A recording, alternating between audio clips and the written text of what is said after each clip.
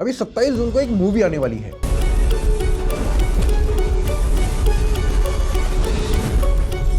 इस मूवी में जो एक्ट्रेस है वो इंडियन नहीं है, और जो एक्टर है वो खुद को इंडियन मानता है कि नहीं मानता ये भी पता नहीं है। हम बात कर रहे हैं सरदार जी 3 की, जिसमें दिलजीत दोसांझ और हानिया आमिर एक साथ रोमांस करते हुए नजर आएंगे।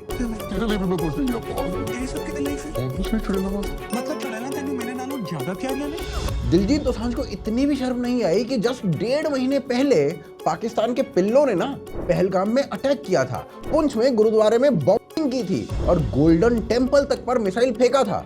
और जब इंडियन आर्मी ने इसका मुंह तोड़ जवाब दिया तो हानिया आमिर उल्टा इंडिया और इंडियन आर्मी को गाली दे रही थी। हानिया आमिर भारत, भारतीयों और भारतीय आर्मी को कॉवर्ड कह रही थी। और आज दिलजीत उसी पाकिस्तानी एक्ट्रेस को अपने इंस्टाग्राम पे प्रमोट कर रहा है, ऐसी एक्ट्रेस के साथ रोमांटिक फिल्म बना रहा है। अगर ये बेशर्मी नहीं है तो और क्या है। आज इंडिया की फिल्म बॉडी ने इस मूवी को ना बैन कर दिया है। दिलजीत दोसांझ की अपकमिंग मूवी सरदार 3 को लेकर विवाद हो गया है। भारत में इसके रिलीज पर रोक लगा दी गई है। Film body is mulling a ban on Diljit Dosanjh in India. This means it wouldn't be just about producers saying that we will not release the film in India. FWIC ने CBFC से भी इस film को release certificate ना देने की मांग की और उनका कहना है कि ये फिल्म राष्ट्रीय हित के खिलाफ है, इसलिए इसको भारतीय सिनेमाघरों में नहीं दिखाया जाना चाहिए। और साथ ही साथ इस मूवी के एक्टर, एक्ट्रेसेस और प्रोडक्शन हाउस के ऊपर ना एक्शन लेने की बात कही है। फिल्म मेकर अशोक पंडित ये कह रहे हैं कि दिलजीत को माफी मांगनी चाहिए। ये नेशन पे बात आती है, नेशन की इंटीग्रिटी की बात आती है, नेशन के इंटरनल सिक्योरिटी की बात आती है, तब भी जाकर ये शख्स जो है बार बार ये गलती करता है। He has to come in forefront and apologize. कुछ ना कुछ तो इसको करना पड़ेगा, अदरवाइज चीजें जो है इतनी आसान नहीं है दूसरे प्रोड्यूसर्स के लिए। और सवाल ये उठता है कि आखिर दिलजीत ने ये फिल्म अभी क्यों रिलीज की, और क्यों दिलजीत लिटरली इंडियंस को मिडिल फिंगर दिखा रहे हैं। क्या ये पाकिस्तान के साथ रिश्ते नॉर्मलाइज करने का डेस्परेट अटेम्प्ट है, या फिर खालिस्तानियों का इंडिया के लिए डार्क मैसेज है? और अगर हाँ, तो हम इंडियंस इसका कैसे जवाब दे सकते हैं? आइए इस वीडियो के अंत तक सब समझ लेंगे। देखिए, ऑपरेशन सिंदूर के बाद ना एक पाकिस्तानी एक्ट्रेस का किसी इंडियन फिल्म में काम करना कोई सिंपल मैसेज नहीं है। आज ये इंडिया के दो सबसे बड़े थ्रेट्स, पाकिस्तान और नॉन एग्जिस्टेंट खालिस्तान, दोनों की तरफ से इंडियंस को एक क्लियर और कैलकुलेटेड मैसेज है कि इंडियंस चाह कर भी उनके प्रोपेगेंडा को नहीं रोक सकते हैं। दिलजीत दोसांझ जो है वो अब कह रहे हैं कि भाई फिल्म जो है वो फरवरी में शूट हो गई थी और ऑपरेशन सिंदूर तो भाई मई में हुआ है, फरवरी में तो सब कुछ नॉर्मल था। जब ये फिल्म बनी थी तब तो सिचुएशन सब ठीक था। मतलब जब ये हमने शूट किया फरवरी में शूट किया, तब सिचुएशन ठीक थी, सारा कुछ सही चल रहा था। उसके बाद देखो बहुत सारी चीज़ें, बड़ी चीज़ें हमारे हाथ में नहीं है। पाकिस्तान के साथ सिचुएशन कब ठीक थी भाई? पुलवामा के बाद से आज तक दोनों देशों ने एक दूसरे के साथ बात नहीं की है, ना क्रिकेट खेल रहे हैं, ना उनके फिल्म स्टार को यहाँ पर काम मिल रहा है, और आप कह रहे हैं कि सिचुएशन नॉर्मल थी। कैसे? इस फिल्म का ट्रेलर ना ठीक 3 दिन बाद आया जब कनाडा ने खालिस्तान को ऑफिशियली एक थ्रेट डिक्लेयर किया है। लेकिन भाई साहब, ये पहली बार नहीं है जब दिलजीत की किसी मूवी पर कंट्रोवर्सी हुई हो। उसकी जो पिछली फिल्म थी ना पंजाब 95, उस पर भी यही ब्लेम लग रहा था कि वो खालिस्तानी एजेंडे को पुश कर रही है और इसीलिए उसका रिलीज रोक दिया गया था। इसके अलावा भी ना कई एग्जाम्पल्स हैं। अभी कुछ ही टाइम पहले खालिस्तान के झंडे दिलजीत के कॉन्सर्ट में लहराए जा रहे थे, पर ना कोई स्टाफ, ना ऑर्गेनाइजर्स और ना दिलजीत उन्हें रोक रहे थे। किसान आंदोलन के टाइम पे आतंकवादी नाम का एक गाना जो है वो दिलजीत के नाम से प्रचारित किया जा रहा था, जिसमें कई सिंगर्स ने भाग लिया था। ये गाना जो है वो जर्नैल सिंह भिंडरान वाले जैसे अलगाववादी तत्वों को सही ठहरा रहा था।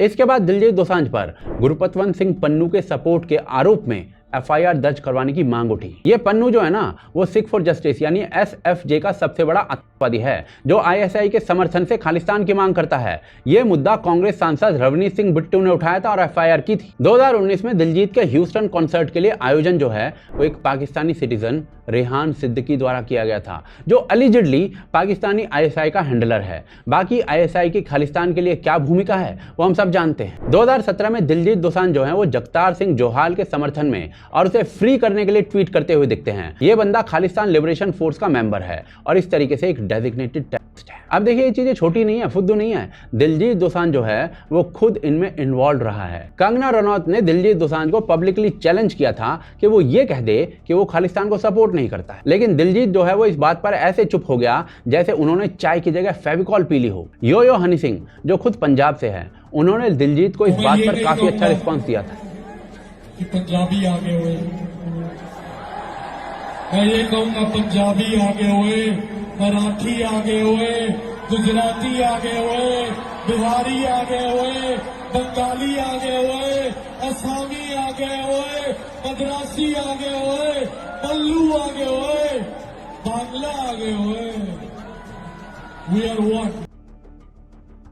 और अब इतने सालों से इतनी सारी कंट्रोवर्सीज के बाद एक पाकिस्तानी फिल्म स्टार के साथ उनकी एक नई फिल्म आ रही है। भाई कितनी कंट्रोवर्सी करोगे? मतलब यार ये तो मिसमैनेजमेंट की हद है। वैसे बिजनेस हो या फिर फिल्म करियर, जब तक वेल मैनेज नहीं होता ना, तब तक ये सारी प्रॉब्लम्स आती हैं। बट डू यू नो कि किसी बिजनेस को ग्रो करने के पीछे सबसे बड़ा हेडेक क्या होता है? प्रोसेसेस और ऑपरेशंस को मैनेज करना। और इसके लिए ना ज्यादातर लोग जो हैं वो Excel sheets, Word sheets, Google documents इनका यूज करते हैं। पर पिछले महीने से मैंने अपने पूरे काम को रन करने के लिए ओडू का यूज करना शुरू कर दिया है, जिसे मेरे फ्रेंड्स ने मुझे सजेस्ट किया था। और इसके बाद से ओडो मेरे लिए एक वन स्टॉप सॉल्यूशन बन गया है। किसी भी बिजनेस रिलेटेड काम को मैनेज करने के लिए ओडू के यूज से मैं आज इजीली अपनी कंपनी के इनवॉइस रेज कर रहा हूं और अपने अकाउंट्स को मैनेज कर पा रहा हूं। इनफैक्ट अपनी टीम्स को मैनेज करने के लिए, अपने एम्प्लॉयज की लीव्स को ऑर्गेनाइज करने के लिए, नए एम्प्लॉयज की ऑनबोर्डिंग के लिए या फिर उनकी अप्रेजल साइकिल्स तक को मैनेज करने के लिए मैं आज ओडू के एचआर ऐप का यूज कर रहा हूं। मेरा फ्रेंड तो ओडो के सीआरएम ऐप से अपने सेल्स और अपने लीड्स तक को मैनेज कर रहा है। इसका इंटरफेस इतना इजी टू यूज है और इसका ड्रैग एंड ड्रॉप फीचर इतना स्मूथ है कि किसी भी लीड को क्लोज करने का टाइम बहुत कम हो जाता है। पहले मेरे फ्रेंड की कंपनी अगर अप्रॉक्स 50 क्लाइंट्स क्लोज करती थी, तो अब 70 क्लाइंट्स क्लोज कर रही है, यानी कि डायरेक्ट 40% का रेवेन्यू जंप। और सबसे अच्छी बात यह है कि ओडो को छोटे से छोटा और बड़े से बड़ा बिजनेस या फिर कोई ऐसा बंदा जो अपना खुद का काम चला रहा हो, वो भी यूज कर सकता है। ओडो अपने प्लेटफॉर्म पर वन स्टॉप सॉल्यूशन देता है बिजनेस मैनेजमेंट के लिए, और यहाँ पर ना आपको आपका फर्स्ट ऐप बिल्कुल फ्री ऑफ कॉस्ट मिलता है। इसके बाद जैसे जैसे आपका बिजनेस बढ़ता है, रेवेन्यू ग्रो करता है, तो आप ओडो के बाकी ऐप्स को भी सब्सक्राइब कर सकते हैं, वो भी बस 580 रुपीज पर मंथ के चार्जेस में। इससे ज्यादा का तो एक पिज्जा आ जाता है। तो भाई साहब इंतजार किस चीज का कर रहे हो? ओडो का लिंक डिस्क्रिप्शन और पिन कमेंट में दिया गया है, अभी का भी यूज करना शुरू कर दो। एनीवेज, दिलजीत जो कर रहा है ना, शायद उसके पास कोई शायद चॉइस भी नहीं है, क्योंकि पंजाबी फिल्म और पंजाबी म्यूजिक इंडस्ट्री का अबडक्शन ऑलरेडी किया जा चुका है। देखिए, हम ये नहीं कह रहे हैं कि दिलजीत प्रॉपर खालिस्तानी है, बिल्कुल नहीं कह रहे हैं। इनफैक्ट एक समय था जब Diljit was also very pro nationalist. In fact उनका सपना ही ये था कि वो इंडियन आर्मी को सर्व करें, पर फाइनेंशियल कंडीशंस के कारण ना वो इंडियन आर्मी तक जा नहीं पाए। बट अनफॉर्चुनेटली बढ़ती एज के साथ ना दिलजीत ने ऐसे कई एक्शन किए जो ये हिंट दे रहे हैं कि वो इस खालिस्तानी एजेंडा का शिकार बन रहे हैं। फिर चाहे वो फेसबुक लाइव में आके उस खालिस्तानी को सपोर्ट करना हो जो यूथ को ये भड़का रहा था कि भाई साहब ऑपरेशन ब्लू स्टार का बदला लेना है और उसके लिए बंदूकें उठानी जरूरी हैं, बंदूकें उठाना शुरू कर दो।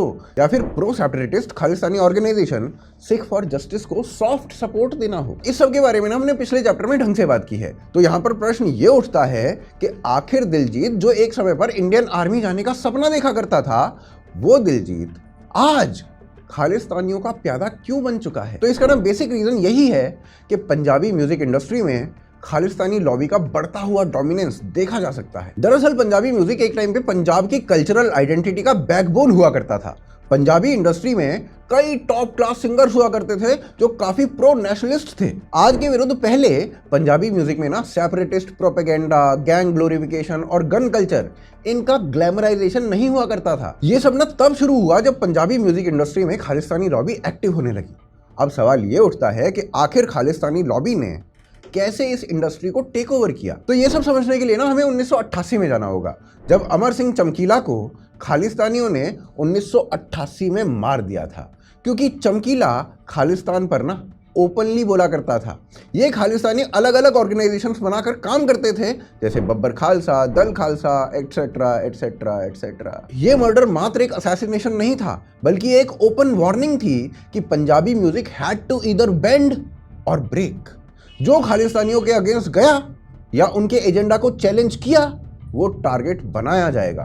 चमकीला के बाद कई आर्टिस्ट्स ने ना अपने लिरिक्स से एंटी खालिस्तानी एलिमेंट्स हटाने शुरू कर दिए थे, या फिर कईयों ने तो एक कदम आगे जाकर उन खालिस्तानी एलिमेंट्स को लुभाने के लिए खालिस्तान को ग्लोरीफाई करते हुए गाना बनाना शुरू कर दिया था। हालांकि 1990 के आते आते ना ये जो आतंक है ये पंजाब से समाप्त होता जा रहा था, पर एक नया कल्चर पंजाब में आने वाला था जिसे आप गैंग कल्चर कह सकते हैं। और फिर उदय होता है दो बड़े गैंग्स का पंजाब के अंदर, पहला देवेंद्र भामला गैंग और दूसरा लॉरेंस बिश्नोई गैंग। ये सिर्फ लोकल गैंग्स नहीं थे, इनके खालिस्तानी टेरर आउटफिट से ना डायरेक्ट या इनडायरेक्ट लिंक्स थे।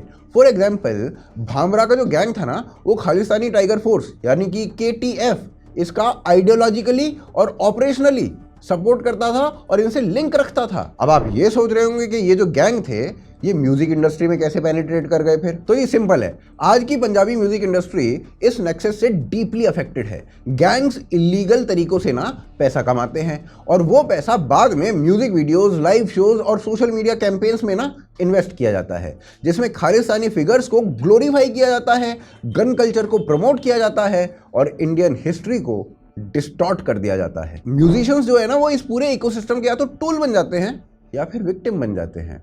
कुछ लोग खुद से इस आइडियोलॉजी के साथ अलाइन करते हैं और कुछ लोग धमकियों के बाद इस आइडियोलॉजी को अपना लेते हैं। डीएनए की जो रिपोर्ट मैं आपको दिखा रहा हूं ना इस समय आपकी स्क्रीन पर, उसके अनुसार पंजाब के मैक्सिमम सिंगर्स या आर्टिस्ट सीधे रूप से इन गैंग्स के साथ जुड़े हुए हैं। और यही कारण है कि जो सिंगर्स हैं जो बम्बिया के गैंग से जुड़े हुए हैं वो राइवल गैंग यानी लॉरेंस बिश्नोई के गैंग के दुश्मन हो जाते हैं। जैसे सिद्धू मूसेवाला जुड़ा हुआ था देवेंद्र बम्बिया गैंग से, और इसी कारण से लॉरेंस बिश्नोई गैंग की गोली का शिकार बन गया, क्योंकि बिश्नोई गैंग खालिस्तानीज को टारगेट कर रहा था। अब ना सवाल ये आता है कि जो आर्टिस्ट या सिंगर्स हैं ये क्यों जुड़े हुए हैं इन गैंग्स के साथ जो कि डायरेक्टली चलाए जा रहे हैं खालिस्तानी आतंकवादियों के द्वारा? तो जी इसके ना कई रीजंस हो सकते हैं। पहला रीजन खालिस्तानी आइडियोलॉजी से सहमत होना, और इस कैटेगरी में कई लोग आते हैं, सीधे रूप से आते हैं, जैसे कॉर्बी ने ओपनली खालिस्तान एजेंडा का सपोर्ट किया है। उन्होंने अपने सोशल मीडिया पर distorted map of India post किया है, भिंडरनवाले की फोटो इन्होंने शेयर की है और खालिस्तानी स्टेट के सपोर्ट में ओपनली स्टेटमेंट्स दिए हैं। उधर कंवर ग्रेवाल ने अपने गाने के जरिए ना जरनैल सिंह भिंडरवाले को सेंट, एक संत कहकर ग्लोरीफाई किया है। सानू अतवादी वखवादी कहण वालियां नूं भुखे शेर वांगू पैणा संधार के ਉਹ ਜਿਨ੍ਹਾਂ ਦੀਆਂ ਧੌਣਾਂ ਵਿੱਚ ਕਿੱਲੇ ਨੇ ਹਕੂਮਤਾਂ ਦੇ ਸੂਰਮੇ ਧੌਣਾਂ ਰੱਖਦੇ ਨੇ ਅਸੀਂ ਝਾੜ ਕੇ, ਜਿਨ੍ਹਾਂ ਦੀਆਂ ਅੱਖਾਂ ਵਿੱਚ ਰੜ ਕੇ ਪੰਜਾਬ ਮੇਰਾ ਸੱਤਾ ਦੇ ਫੱਟੇ ਮੋਰਚਾ ਕਰ ਦਿੱਤਾ ਹੋਣਾ ਸੀ, ਸੈਂਟਰ ਦੇ ਤੌਰ ਤੇ ਗੁੰਡਾ ਕਰ ਦਿੱਤਾ ਹੋਣਾ ਸੀ, ਸੱਤਾ ਦੇ ਫੱਟੇ ਮੋਰਚਾ ਕਰ ਦਿੱਤਾ ਹੋਣਾ ਸੀ, ਸੈਂਟਰ ਦੇ ਤੌਰ ਤੇ ਗੁੰਡਾ लकी सिंह ने अपने सोशल मीडिया हैंडल्स पर ना लंबे लंबे पोस्ट लिखे जिसमें भिंडरनवाले और खालिस्तान दोनों को ग्लोरीफाई किया और AK-47 जैसे वेपन्स को प्रमोट किया। बिग वर्ना एक प्रोमिनेंट म्यूजिक प्रोड्यूसर है जिसने सिद्धू मूसेवाला, जैजी बी और प्रेम ढिल्लों इन सभी के साथ काम किया है। ये रूटीनली केवल उन आर्टिस्ट और कंटेंट को प्रमोट करता है, सपोर्ट करता है जिसमें खालिस्तानी या एंटी इंडिया एलिमेंट्स होते हैं। गिप्पी ग्रेवाल ना एक फोटो में अवतार सिंह खंडा के साथ देखे गए थे जो कि खालिस्तान लिबरेशन फोर्स के टेररिस्ट कुलवंत सिंह खुखराना का बेटा था। खंडा खुद भी एक यूके बेस्ड खालिस्तानी टेररिस्ट ही था। हार्डकॉर ने खालिस्तानी वर्जन ऑफ इंडिया का मैप पोस्ट किया था, गुरपतवंत सिंह पन्नू के साथ वीडियो बनाया था जिसमें उन्होंने ना ये तक भी कहा था कि 15 कंट्रीज में खालिस्तान का झंडा लहराया जाएगा। ਬਾਲੀਵੁੱਡ ਵਾਲੇ ਸੁਣ ਲੈਣ, ਡਾਲਰ ਨਹੀਂ ਅਸੀਂ ਤੁਹਾਨੂੰ ਵਾਪਸ ਲੈਣ ਦੇਣੇ, ਰੁਪਈਆ ਜਿਹੜਾ ਟੁੱਟਾ ਤੁਹਾਡਾ ਨਾ ਭਾਰਤੀ ਉਹਦੇ 'ਚ ਹੀ ਤੁਹਾਨੂੰ ਬੰਦ ਕਰ ਦੇਣਾ, ਅਸੀਂ ਬਾਹਰ ਨਹੀਂ ਆਉਣ ਦੇਣਾ। ਬਿਲਕੁਲ ਇਹ ਯਾਦ ਰੱਖਿਓ, ਤਰਨ ਕੌਰ ਦੀ ਆਵਾਜ਼ ਵੀ ਬੰਦ ਕੀਤੀ ਹੈ ਤੇ ਬੰਦ ਨਹੀਂ ਹੋਣੀ, ਇਹ ਐਦਾਂ ਹੀ ਮੁੱਕਦੀ ਰਹਿਣੀ ਹੈ ਜਿੱਦਾਂ ਪਹਿਲਾਂ और ਉੱਚਾ ਹੋਊਗਾ। ਅਸੀਂ 15 ਦੇਸ਼ਾਂ ਦੀ ਗੱਲ ਕਰਦੇ ਹਾਂ, 15 ਦੇਸ਼ਾਂ ਦੀ। Amit Shah and Narendra Modi, this is for you. 15 ਦੇਸ਼ਾਂ 'ਚ ਅਸੀਂ ਖਾਲਿਸਤਾਨ ਦਾ ਝੰਡਾ ਚੜਾਵਾਂਗੇ, ਤੁਹਾਡੇ ਜਿਹੜਾ ਭਾਰਤੀ ਖੂਨੀ ਝੰਡਾ ਉਹਦੇ ਮੋਹਰੇ ਜੇ ਦਮ ਰੱਖਦੇ ਹੋ ਤੇ ਕਾਨੂੰਨੀ ਤੌਰ ਤੇ ਸਾਹਮਣੇ ਆ ਕੇ ਖੜ ਜਿਓ, ਪੂੰਛਾਂ ਲੈ ਕੇ ਕੌਂਸੂਲੇਟਾਂ 'ਚ ਨਾ ਵੜਿਓ। ਇਸ ਵਾਰ 15 ਦੇਸ਼ਾਂ 'ਚ ਅਮਿਤ ਸ਼ਾਹ ਤੂੰ ਆ ਜਾ ਬਾਹਰ, ਨਾਲੇ ਨਰਿੰਦਰ ਮੋਦੀ ਨੂੰ ਲੈ ਕੇ ਆ। 15 ਅਗਸਤ ਨੂੰ ਅਸੀਂ ਖਾਲਿਸਤਾਨ ਦਾ ਝੰਡਾ ਚੜਾਵਾਂਗੇ, ਤੁਸੀਂ ਸਾਹਮਣੇ ਆ ਕੇ ਦੇਖ ਲਿਓ। Amit Shah, Modi, anyone, come alone. If you got balls, come alone with me in the ring. Stop using people. Stop talking about raves. Why are you threatening me? Amit Shah, come in the ring. Let's fight, bro. If you got balls, come and fight me, bro. Modi, you want to fight me? Fight me. Why are you doing this little girly janani wale काम? पाकिस्तान को भी openly thank you कहा था for supporting the Khalistani movement. Jazzy भी openly Khalistani supporter हैं। उन्होंने कई गाने ऐसे रिलीज किए हैं जो डायरेक्टली खालिस्तानी मूवमेंट को प्रमोट करते हैं। कहना हाँ मैनू कहंदे Khalistani I'm proud to be a Khalistani है ना। मैं धन भाग मेरे जे हिस्से आया खालिस्तानी, मैं हैगा खालिस्तानी जी। जैजी भी की मांग करते हैं? बिल्कुल मंगते हैं जी, क्योंकि ਚੱਕਰ ਕੀ ਹੈ ਸਿੱਖ ਦੀ ਆਇਡੈਂਟੀਟੀ ਇੰਡੀਆ 'ਚ ਹੈ ਹੀ ਨਹੀਂ ਹੈ ਨਾ। ਤੁਸੀਂ ਜਿਹੜੇ ਮੈਰਿਜ ਵਾਲਾ ਵੀ ਦੇਖ ਲਓ, ਹਿੰਦੂ ਮੈਰਿਜ ਹੀ ਚੱਲੀ ਜਾਂਦਾ ਹੈ ਨਾ। ਕੋਈ ਵੀ ਜਿੱਥੇ ਕੋਈ ਧੱਕੇ ਵਾਲਾ ਕੰਮ ਹੁੰਦਾ ਉਹ ਸਿੱਖਾਂ ਨਾਲ ਹੀ ਹੁੰਦਾ। So why not, we definitely. इनका एक गाना था मेनली, उस गाने का जो आइडिया था ना वो ये था कि सिखों का एक सेपरेट नेशन होना चाहिए। इन सभी लोगों के अलावा ना और भी बहुत सारे नाम हैं जो पंजाबी म्यूजिक इंडस्ट्री से आते हैं और जो खालिस्तानी एलिमेंट हैं। और अगर उन सभी के नाम में बताने लगा तो शायद एक पूरी वीडियो अलग से बनानी इसी के लिए पड़ जाएगी। अब खालिस्तानी आइडियोलॉजी से अलाइनमेंट होने के अलावा ना एक दूसरा कारण भी हो सकता है। भाई पानी में रहकर मगरमच्छ से बैर कौन ले। सिंगर मिक्का ने ना सीधे सीधे रूप से इस बात को माना है कि पंजाबी म्यूजिक इंडस्ट्री में काम करना बिल्कुल इजी नहीं है, धमकियां ना बहुत आम है। इस बात को ना बॉलीवुड और दाऊद के उदाहरण से भी समझ सकते हो। एक समय ऐसा था जब एक्टर्स को दाऊद की हाजिरी लगानी पड़ती थी और जो दाऊद का पानी नहीं भरता था उसका मालिक या तो भगवान होता था या फिर दाऊद। और इसका सबसे बड़ा उदाहरण गुलशन कुमार थे। You mean somebody seriously calls you and says you have to be in one of my films or I blow your head off? Yeah. That happens to normal And not people. so nicely as you're saying it. No, I'm saying it in a joyous American way. Yeah. But I mean, somebody's actually phoned you on the phone?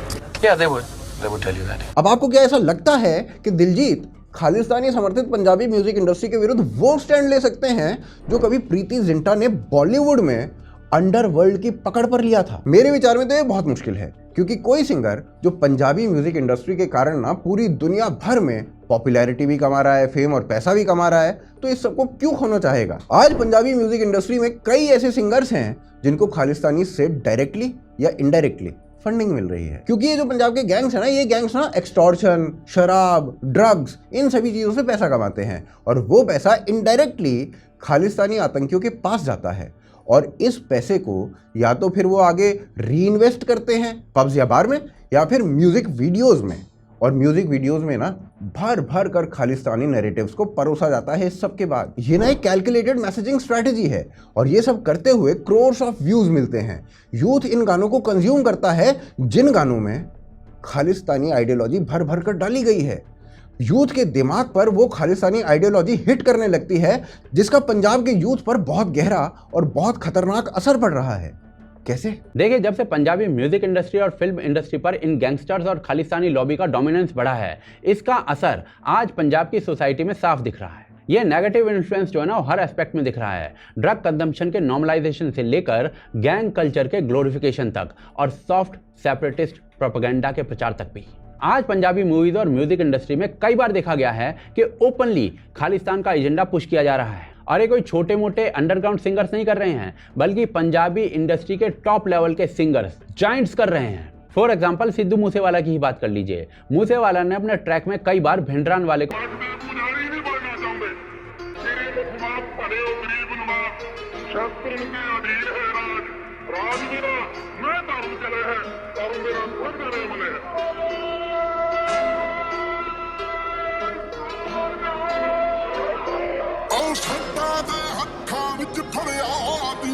वहीं शुभ नाम का singer जो है वो पंजाब को India से अलग बताते हुए एक डिस्टॉर्टेड मैप शेयर करता है।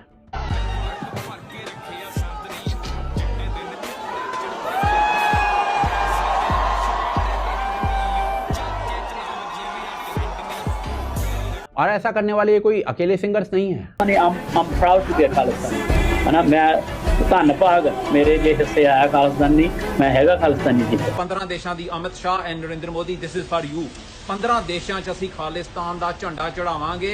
इस सब के अलावा पंजाब ना एक डेकेड से भी ज्यादा समय से ड्रग एपिडेमिक से जूझ रहा है। गवर्नमेंट के डेटा और मल्टीपल ग्राउंड रिपोर्ट्स के मुताबिक चिट्टा, हीरोइन और सिंथेटिक ड्रग्स पंजाब के अर्बन और रूरल दोनों एरियाज में इजीली एक्सेसिबल है। IIM अहमदाबाद की एक स्टडी ने 2000 से ज्यादा पंजाबी गानों का एनालाइज किया और पाया कि 60% सॉन्ग्स में डायरेक्ट या इनडायरेक्ट ड्रग का रेफरेंस था, जैसे कि लिक्वर, कैनबीज या फिर इंटॉक्सिनेशन, ग्लोरिफिकेशन।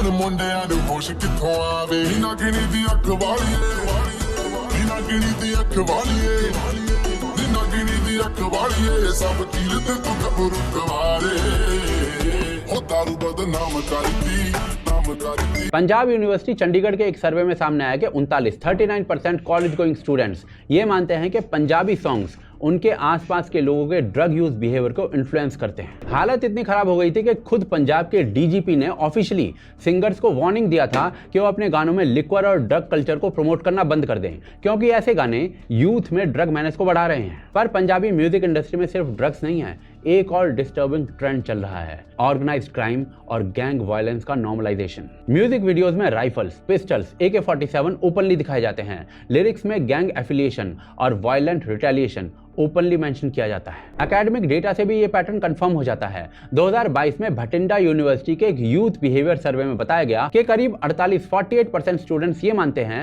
कि पंजाबी म्यूजिक उनके पीयर ग्रुप में एग्रेशन बढ़ा रहा है। कई पंजाबी सिंगर्स ने ओपनली इस ट्रेंड के खिलाफ आवाज उठाई है, जैसे कि जसबीर जस्सी। अब देखिए, हम इस बात से डिसएग्री नहीं कर सकते कि ऐसा म्यूजिक यूथ पर नेगेटिव असर डालता है। डेटा और स्टैट्स खुद ये सब कुछ दिखा रहे हैं। गन कल्चर, वायलेंस, ड्रग्स और महिलाओं को डिसरिस्पेक्ट करने की सोच, ये सब कुछ ना कहीं सबकॉन्शियसली दिमाग में घुसते हैं। वैसे ना सारी गलती म्यूजिक इंडस्ट्री पर या फिर पंजाबी फिल्मों पर मरना भी सही नहीं है, क्योंकि to be honest millions of people ये म्यूजिक सुनते हैं, सिर्फ पंजाब में नहीं, पूरे इंडिया और पूरी दुनिया में। पर ज्यादातर लोग जो है ना वो गन्स लेकर नहीं घूम रहे, ना ही खालिस्तान की मांग कर रहे हैं। असली गड़बड़ उन लोगों में है जो इस इंडस्ट्री को हैंडल करते हैं, जो एक्चुअल में खालिस्तान की सोच रखते हैं और जिनकी लॉबी इतनी स्ट्रांग है कि बड़े बड़े पंजाबी सिंगर्स और एक्टर्स आज उनके सामने झुक रहे हैं। और इसे ना ठीक करने का बस एक ही तरीका है, अगर कोई आर्टिस्ट इस खालिस्तानी सोच के सामने झुक जाता है तो वक्त है कि लोग उस बंदे को सबक सिखाएं, जैसा सबक बॉलीवुड को सिखाया गया है। क्योंकि जहां बात भारत की टेरिटोरियल इंटीग्रिटी को चैलेंज करने की आ जाती है,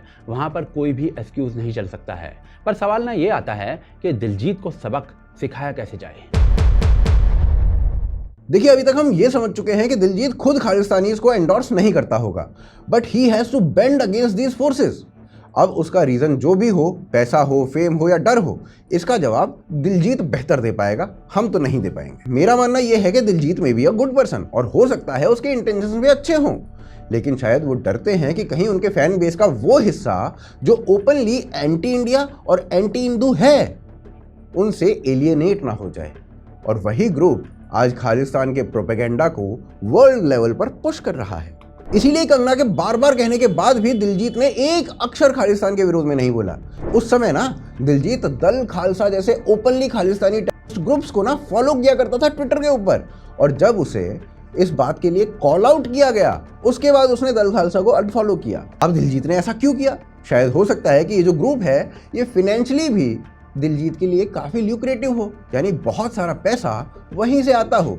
दिलजीत केवल 92 लोगों को ट्विटर पर फॉलो करता था, उनमें से एक दल खालसा था। सोचिए। But I think there are few moments when you have to prioritise your motherland above them any money, any fame or any fear. अब देखिए, दिलजीत अगर ये सब पैसे के लिए भी कर रहा हो ना, तो as an Indian it's our duty to hit him where it hurts. Don't watch his movies. Boycott them completely. अगर वो ये मूवी सिर्फ पैसों के लिए कर रहे हैं, तो हमें अपने जेब से पैसे क्यों निकालने हैं उन्हें पैसे देने के लिए? सेम जैसे बॉलीवुड को हमने फाइनेंशियली हिट करके उनके anti Hindu, anti India propaganda को काफी हद तक छोड़ने पर मजबूर कर दिया, same has to be done with Punjabi music industry. इससे खालिस्तानी लॉबी वीक होगी और इन पंजाबी सिंगर्स को अभी लेसन मिलेगा, जो अब खुद को भारतीयों से भी बड़ा समझने लगे हैं। बाकी ओडो को डाउनलोड करना बिल्कुल मत भूलिए, उसका जो लिंक है वो नीचे डिस्क्रिप्शन को चेक करिए या फिर पिन कमेंट को चेक करिए, वहां पर मिल जाएगा। आप देख रहे थे आज की ताज़ा खबर। जय हिंद, जय भारत।